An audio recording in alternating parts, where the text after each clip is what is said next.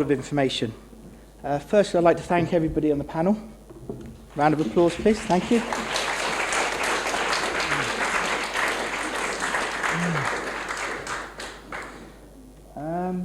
Right, big country, big questions. So, on to the questions. Who's got a question? The panel are ready. There you go. Michael, can I put you on the spot, please, sir? Internet genius yourself. A question about India for the panel. I suppose my biggest concern is about delivery. I'm Michael Barringer. I work for Interflora, the flower company in the UK. And we are, one of the reasons I'm here, as everyone is looking at exploring opportunities. I think, as I said before the microphone arrived, I think my biggest concern is around delivery. I think there are great examples in India of the unbelievable way that tiffin arrives in the right place to millions and millions of workers every day. And yet, you talk about pick and pack, and you talk about the highest level of delivery through courier networks and the like. I suppose I'm worried when I think about my product, which is quite delicate. It's quite fragile. I'm sure as we think about other sectors beyond fashion, you're going to get more delicate and fragile as well. Have you any views? Have you any advice on how we might think about pushing more fragile, delicate products through boxes, through delivery to most parts of India?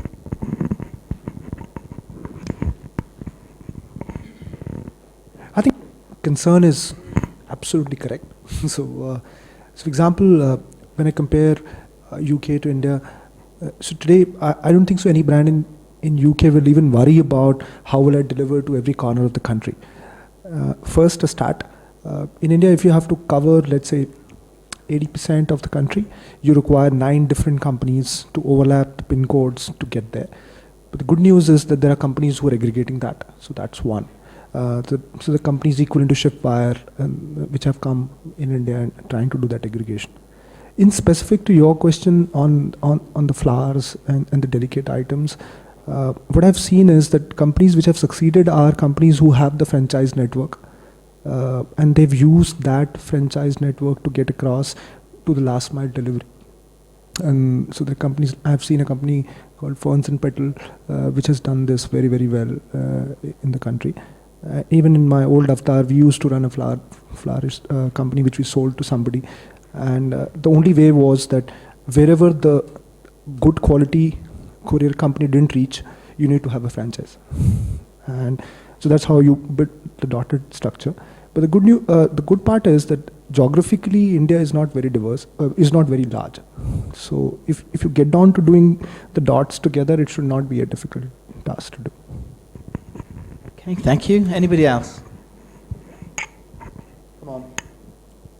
There you go. I'm a consultant, but I'm working with a company that produces fashion T-shirts for young people in this country, mainly for men. But one of the things that I would think, knowing India, travelling into India myself regularly, is how much do you have to modify what's culturally acceptable for India, that they do fairly risky things for this country, quite challenging, which works for here because it's the culture of that. What's the trend in terms of fashion for that target market you're talking about, in terms of the way they're looking at it? Yeah. Okay. You're absolutely right. We have had to build in lessons very quickly, but it's actually very small and very targeted. If someone said, 100%, how much of the range do you customize? I would honestly say 10%. It's been much less than I thought. There's certain things that you don't do. Here women during the day in offices would show more flesh than an Indian counterpart would in an Indian office. So, if there's a big trend, we notice quite often big trend for mini skirts, day wear, it's not going to work. So don't even go there. Make it into a maxi skirt. If it's day wear, evening wear, it's kind of almost anything goes. We've actually seen no customization in our evening wear. Bodycon dresses, jewelry, clutch bags, heels, shoulders, bust, thigh, you might as well be in Newcastle. No offense to Newcastle. Is anybody from Newcastle? Sorry. But you know what I mean. There's actually, you could be out in New York, going out in Delhi or Mumbai in the evening. I'm talking about the metro centres, not the tier 2s or 3 cities. But if you go out in those metro centres to bars and clubs in Friday and Saturday night, you could be in New York, London, Paris, Moscow. There's no customization for that product. Day wear, there is definitely customization, but again, not as much as I initially thought.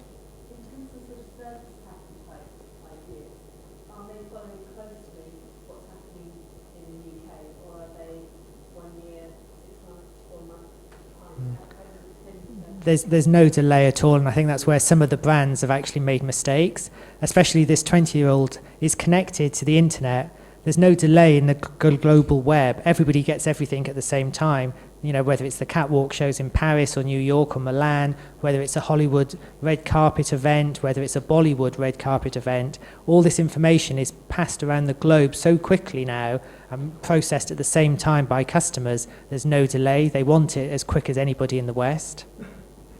And you said the well-known brands was an opportunity. Obviously, these are quite small brands in the UK. Do you see an opportunity for less brands? Absolutely. For me, it's more about the product and the price, and then the brand. The product has to be right, the price has to be right, and it has to be a good brand, not just a recognised brand.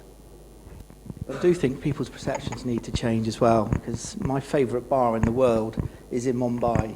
And you go up to the 42nd floor, or whatever it is, and the guys and girls up there are as cool and trendy as any city in the world. It's just, it's changed already. Well, actually, that's an interesting point. If you go on to Mr. Porter, I don't know if you know Mr. Porter, premium top end, have lots of nice content, features. Last week, their main feature on their homepage was Mumbai, 6 cool guys, what they wear, where they go, what they dress, what brands they want. So even actually these big westernized brands are picking up on the fact that these cities are cool with cool people doing cool things. Just a data point, YouTube is the biggest English television channel in the country. It's not any other, so that's how the fashion reaches the fastest. Secondly, to the sensibilities side, India has a very interesting context. So people live for themselves and they live for their families. So I think Robert is catering to themselves, and so when the brands cater to themselves, I think they are as aspirational, as cool, as trendy as anybody in the West. But when they are with the family, that's where the sensitive side needs to be taken care of. Yeah, and I'd go one step further as well. I think India already had its fashion scene, which was very colourful and very vibrant. And what's now interesting is the international brands are coming and becoming a part of that. And it actually is the mix between the international brands, and that's why I think, as Rob said, it's more about the product than the brand. It's actually blending and becoming part of the local fashion scene. And to me, that's really where India will start to make its own fashion scene. And it will become as influenced as any other fashion market in the world. Any other questions? There you go. Thank you. Hi, I'm Eva Lobo. Couple of questions. I've been listening to all of you and with a lot of inspirations and hopes. I started doing business with India 12 years ago, and I failed. Mentality has changed now, I believe. So a lot of orders has come through from warehouse and House of Frasers, Harrods. I used to make beautiful handbags. India has failed me big time. But now I'm coming back after 14 years later, and I want to know, what are the challenges as women doing business in India? Because now we have set up our own factory, we've got women working for us. What am I expecting this time?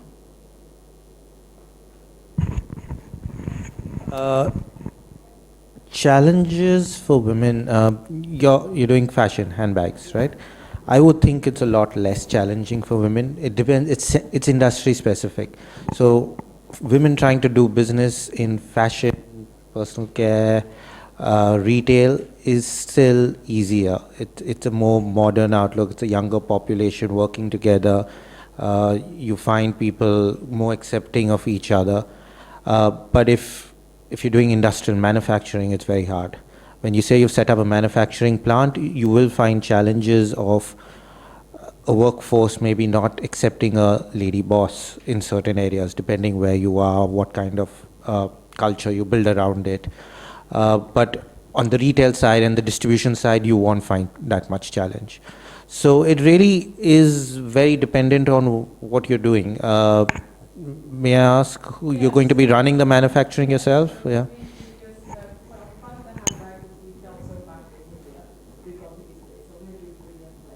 Okay. Yeah.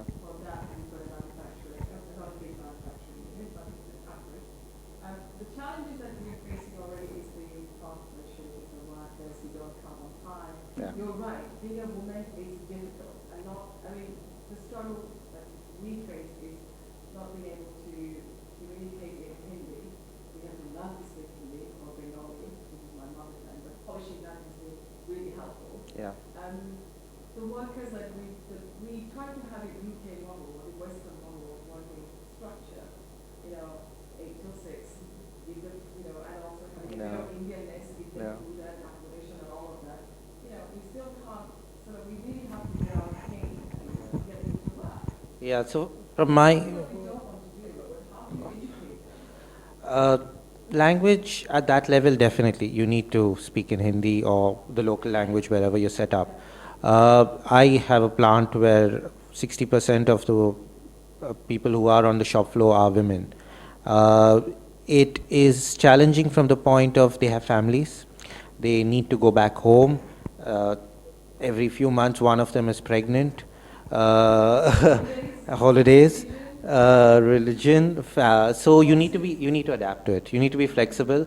But having said that, they are more productive in many aspects of the job. So in an 8-hour shift, they manufacture a lot more shampoo bottles for me than a guy does.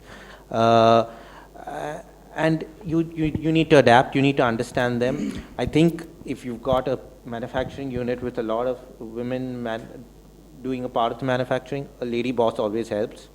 I've had guys who actually work in my organization or used to work in my organization, and they used to say, we will not work with women. And I said, then you're at the wrong place, because this organization has 60% women on the shop floor. So you've got issues like that to deal with. You have to adapt, you have to be quite resilient and not give up.